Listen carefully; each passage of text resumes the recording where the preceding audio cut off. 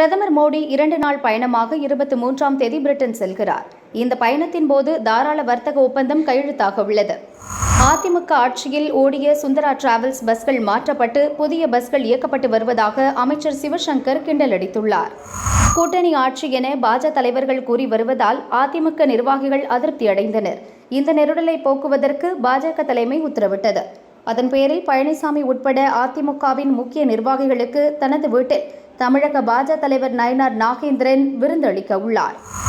அடிப்படை ஆதாரமற்ற குற்றச்சாட்டுகளை கூறி பேட்டி அளித்ததாக மயிலாடுதுறை மதுவிலக்கு பிரிவு டிஎஸ்பி சுந்தரேசனை சஸ்பெண்ட் செய்து உள்துறை செயலாளர் தீரஜ்குமார் உத்தரவிட்டுள்ளார். வளிமண்டல மேலடுக்கு சுழற்சியால் தமிழகத்தின் 6 மாவட்டங்களில் இன்றும் நாளையும் மழைக்கு வாய்ப்புள்ளதாக சென்னை வானிலை ஆய்வு மையம் தெரிவித்துள்ளது.